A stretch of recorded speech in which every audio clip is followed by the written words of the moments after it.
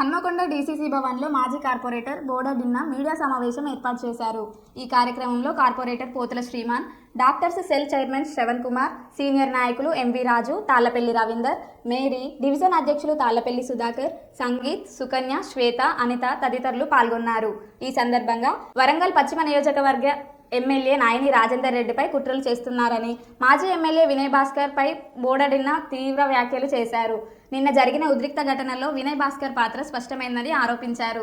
తాను విసిరిన సవాల్కు మొగుడిలా స్పందించి ఎమ్మెల్యే రాజేందర్ రెడ్డి స్వయంగా బస్టాండ్కి వెళ్లి స్థానిక చిన్న వ్యాపారుల సమస్యలు తెలుసుకున్నారని తెలిపారు. దళిత సోదరులను రాజకీయ ప్రయోజనాల కోసం ఉపయోగించడం సిగ్గుచేటని, గతంలో ఉప ముఖ్యమంత్రి రాజయ్యను పదవి నుంచి దించడానికి కారణాలు ఇప్పటికీ చెప్పలేదని బోడడిన్న విమర్శించారు. ఆర్ఎస్ ప్రవీణ్ కుమార్ పట్ల గౌరవాన్ని వ్యక్తం చేస్తూ గతంలో ఆయనకు ఎమ్మెల్యే టికెట్ రాకుండా అడ్డుకున్నది బీఆర్ఎస్ పార్టీనే అని ఆరోపించారు. కార్పొరేటర్ టికెట్ల కోసం డబ్బులు అడిగిన చరిత్ర వినయ్ భాస్కర్ దేనని, దమ్ముంటే చర్చకు రావాలని సవాల్ విసిరారు. ప్రస్తుతం మంచి వ్యక్తి చెడ్డ పార్టీలో ఉండడం మాత్రమే ఎమ్మెల్యే రాజేందర్ రెడ్డి చెప్పారని, దానిని వక్రీకరించి దళిత వర్గాల్లో అపోహలు సృష్టించింది వినయ్ భాస్కరే అని బోడడిన్న మండిపడ్డారు. చివరగా వినయ్ భాస్కర్ పుట్టినరోజు సందర్భంగా శుభాకాంక్షలు తెలుపుతూ ప్రతి ఏడాది ఇలాగే ఇంట్లోనే పుట్టినరోజు జరుపుకోవాలని వ్యాఖ్యానించారు. పరకాల ఎమ్మెల్యే శ్రీ రేవూరి ప్రకాష్ రెడ్డి గారి ఆధ్వర్యంలో చీరల పంపిణీ కార్యక్రమం జరిగింది.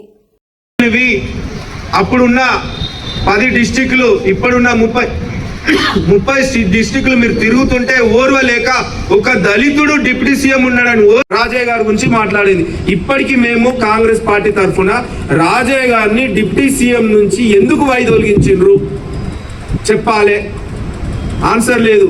ఒక దళితుడు డిప్యూటీ సీఎం గా ఉంటే ఓర్వలేక, ఒక దళితుడు స్పీకర్ గా ఉంటే ఓర్వలేక ఇప్పటికీ అసెంబ్లీకి రాలేదు. ఒక దళితుడు ప్రతిపక్ష నాయకుడిగా ఉండొద్దని పార్టీలనే కుట్ర చేసి అందరినీ టీఆర్ఎస్ పార్టీలో జాయిన్ చేసుకున్న చరిత్ర కాదా?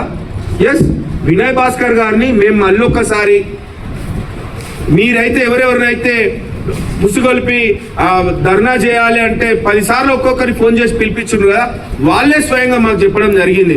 అన్నా ఊకే ఫోన్ చేసి పిలిపిస్తుండు, ఆ బస్టాండ్ కాడికి పోయి ఎమ్మెల్యే గారు హీరో అయిండు, ఆయన జీరో అయిండు, తట్టుకోలేక మమ్మల్ని ప్రెషర్ చేస్తే మేము అక్కడికి పోతున్నాం, అంత మించి ఏం లేదని మాకు స్వయంగా చెప్పడం జరిగింది. ఈ చిల్లర రాజకీయాలు బంద్ చేయాలి. ప్రతిపక్ష నాయకులు ఉన్నప్పుడు మీరు అభివృద్ధి పైన చర్చ చేసుకుని ఇది కాదు ఇట్లా ఇవ్వాల సలహాలు ఇవ్వాలి. ఏదైతే మీరు చేయలేని పనులు ఎమ్మెల్యే గారు చేస్తుంటే ఓర్వలేక జనాలు వినయ్ భాస్కర్ మర్చిపోతుండ్రు, బీఆర్ఎస్ పార్టీని హన్మకొండలో మర్చిపోతుందని తట్టుకోలేక ఈ కుట్రలు చేస్తున్నాడు. ఎస్, మీకు దమ్ము ధైర్యం ఉంటే ఇదే ఆర్ఎస్ ప్రవీణ్ కుమార్ సార్ని మరి బీఆర్ఎస్ పార్టీ అధ్యక్షులుగా చేయండి. మీకు దమ్ముంటే ఇదే ఆర్ఎస్ ప్రవీణ్ కుమార్ సార్ని ఒక రాజ్యసభకు పంపండి, ఒక ఎమ్మెల్సీ చేయండి. ఇప్పుడు దళితులందరినీ వాడుకుంటుండ్రు. మొన్నటిదాకా ఏదైతే గన్మెన్లు లేకుండా ఎమ్మెల్యే గారు బస్టాండ్కు రోడ్డు మీద తిరగాలని విసిరిన సవాలు విసిరిన కొన్ని క్షణాలకు సవాలు స్వీకరించి ఒక మునగానిలాగా బస్టాండ్ పోయి సుమారు గంట 45 నిమిషాలు ఒంటరిగా తిరిగి చిరు వ్యాపారులతోటి పబ్లిక్లతోటి మాట్లాడుకుంటూ టైం స్పెండ్ చేసి జనాలలో హీరో అయిపోయాడు. సవాల్ విసిరిన వ్యక్తి జీరో అయిపోయాడు. అప్పుడు ప్రతిపక్షంలో ఉన్నప్పుడు సవాల్ పిలిచి ప్రెస్ క్లబ్లకు రండి, మీ అభివృద్ధిపై చర్చిస్తామన్నప్పుడు కూడా తోక ముడుచుకొని వేళ్ళు.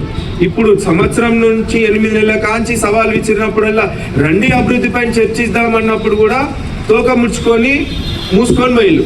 అందులో వాళ్ళు బేస్లెస్ కామెంట్ చేసుకుంటూ అభివృద్ధి చేస్తుంటే ప్రజలందరూ ఎమ్మెల్యే పేరును ఉచ్చరిస్తుంటే ఆయన జీర్ణించుకోలేక నిన్న ఏదైతే ఎమ్మెల్యే గారు హీరో అయి ఏదైతే వినయ్ భాస్కర్ గారు జీరో అయిందో ఆ ఛాలెంజ్ని తట్టుకోలేక మా దళిత సోదరులందరినీ అయినా స్వయంగా ఫోన్ చేసి రాజయ్యని ఇట్లా అన్నాడు, ప్రవీణ్ సార్ని ఇట్లా అన్నాడు, మీరు పోయి ధర్నా చేయ. నిన్న కొంతమంది మా దళిత సోదరులందరినీ కలుపుకొని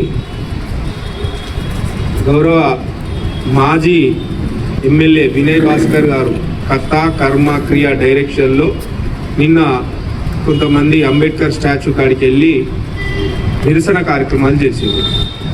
ఆ కథా స్క్రీన్ ప్లే దర్శకత్వం వహించిన దాస్య వినయ్ భాస్కర్ గారికి ముందస్తుగా బర్త్డే శుభాకాంక్షలు తెలుపుతూ వారు 100 నూరేళ్ళు కుటుంబంతో ఆరోగ్యంగా ఇంట్లో ఉండాలని మనస్ఫూర్తిగా కోరుకుంటున్నాం.